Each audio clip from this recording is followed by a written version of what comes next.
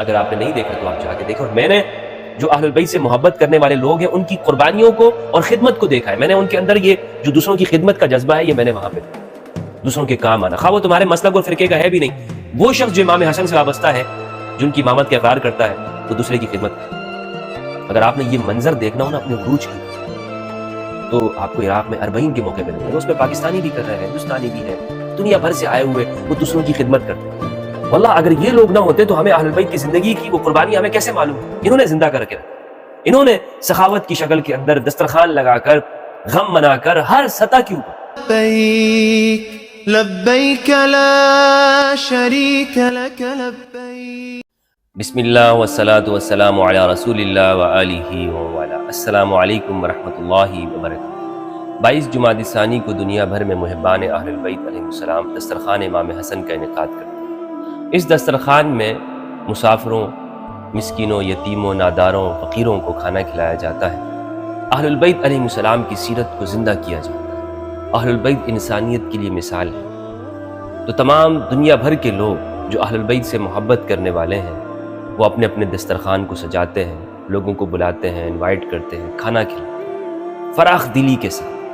اور میں نے اپنی آنکھوں سے دیکھا ہے عراق کے اندر کہ وہاں پر ایسی جگہ بنائی گئی ہیں جو امام حسن علیہ السلام کے نام سے منسوب ہے, جہاں پر مسافروں کو ٹھہرایا جاتا ہے, ان کا مکمل خیال کیا جاتا ہے, ان کو کھانا کھلایا جاتا ہے, ان کو بستر دیا جاتا ہے, وہاں پر ان کو ٹھہرایا جاتا ہے. اقامت گاہیں بنائی گئی ہیں اور جتنا دن وہاں پہ رہنا چاہیں وہ کھانا کھاتے ہیں. ان کے لیے لنگر کا اہتمام موجود ہے.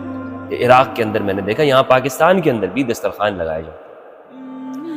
اہل البیت علیہ السلام اسلام کی بنیاد ہے, اسلام کا رکن ہے. دین کو اہل البیت علیہ السلام نے پھیلایا, اور جب بھی مشکل وقت آیا ہے اسلام کے اوپر تو اہل البیت سامنے آیا ہے. رسول اللہ صلی اللہ علیہ وآلہ وسلم کی سیرت کے مطالعے سے ہمیں یہ بات معلوم ہوتی ہے.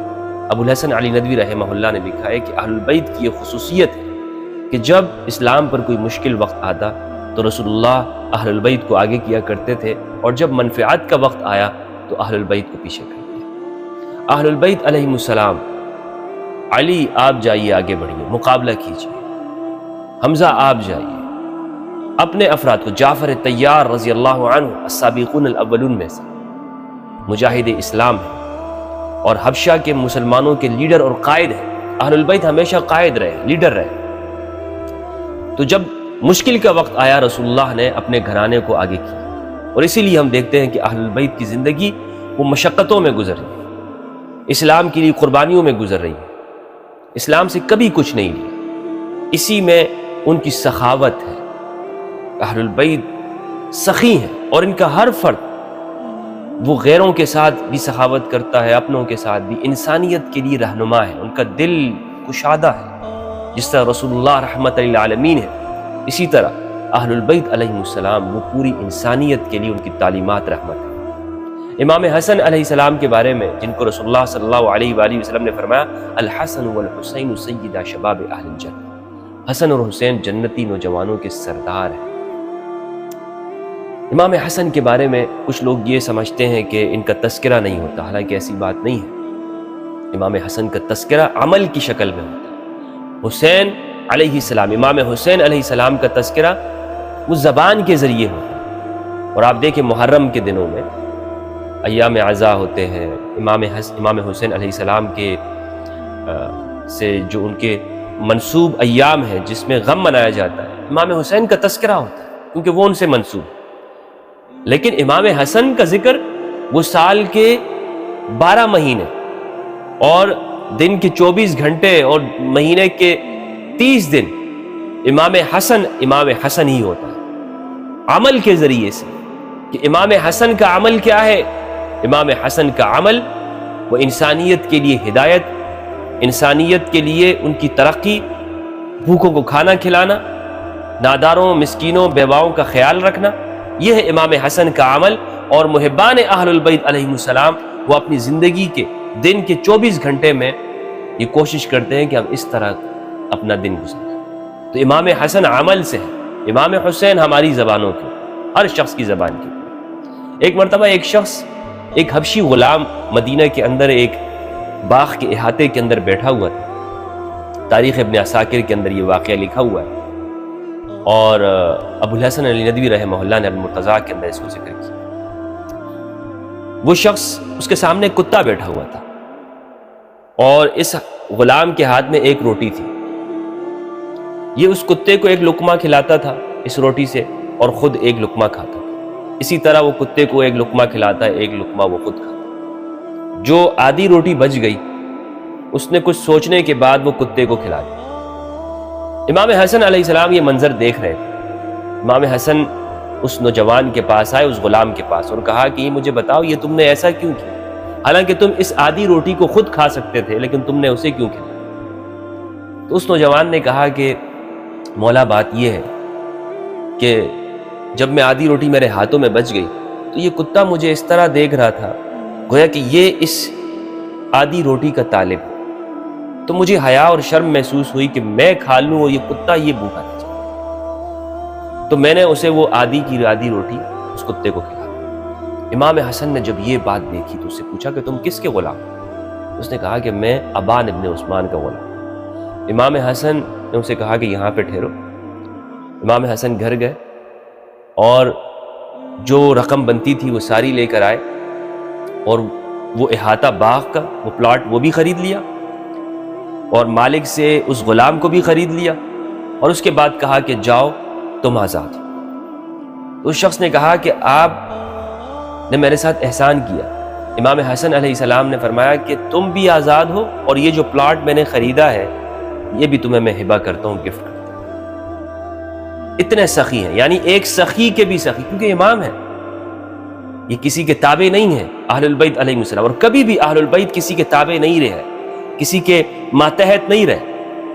ہمیشہ اہل البیت علیہ السلام وہ سیادت اور قیادت کے اوپر رہے، ان کی اتباع کا حکم ہے، یہ کسی کی پیروی نہیں کرتے۔ تو میں نے عرض کیا کہ اہل البیت میں سے ہر فرد ایک دوسرے کے ساتھ جڑے ہوئے، ان کی زندگی میں آپ کو ایثار، قربانی نظر آئے گی۔ وَيُطْعِمُونَ الطَّعَامَ عَلَى حُبِّهِ مِسْكِينًا وَيَتِيمًا وَأَسِيرًا، اور یہ کھلاتے ہیں اپنی پسند کے اوپر، مسکین کو، یتیم کو، قیدی کو کھلاتے ہیں۔ ضرورت خود کو ہوتی ہے، لیکن یہ اپنی ضرورت کو پیچھے رکھ کر اپنے اس مال کو، اپنی اس رزق کو دوسروں کو کھلا دیتے ہیں۔ یہ ہے اہل البیت علیہ السلام۔ امام علی بن الحسین سید سجاد زین العابدین علیہ السلام، ان کی زندگی کا ایک واقعہ ہے۔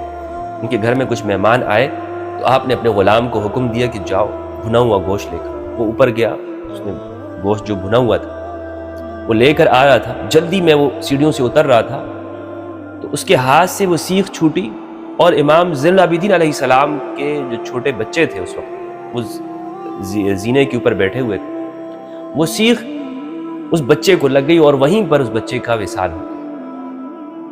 تو امام زین العابدین علیہ السلام نے اس غلام کو دیکھا، اور غلام بہت پریشان ہوا کہ یہ میں نے کیا کیا۔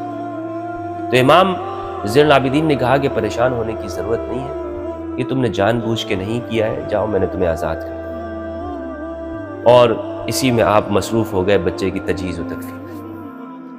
یہ اخلاق ہیں اہل البیت کے، یہ اخلاق کریمانہ ہے۔ کہتے ہیں کہ مدینہ کے اندر جو یتیم، مسکین، غریب اور نادار رہتے تھے، خواہ وہ مسیحی ہوں، خواہ وہ کرسچن ہوں، خواہ وہ یہودی، ان کا تعلق کسی بھی مذہب سے ہو، امام حسن علیہ السلام کے گھر سے ان کے لیے وظائف جاتے تھے۔ اور امام زین العابدین علیہ السلام کا جب وصال ہوا تو مدینہ کے یتیم، نادار، مسکین وہ بھوکے ہو گئے۔ انہیں پتا چلا کہ آج چونکہ امام زین العابدین کا وصال ہوا ہے، اس لیے ہمارے گھر میں آج کا کھانا نہیں ہے۔ پوری زندگی انہیں پتہ نہیں چلتا تھا کہ یہ کھانا ہمیں روز اس ٹائم پر 2 وقت میں ہمیں یہ کھانا جو آتا ہے کہاں سے آتا ہے، کس جگہ سے آتا ہے، انہیں پتہ ہی نہیں چلا۔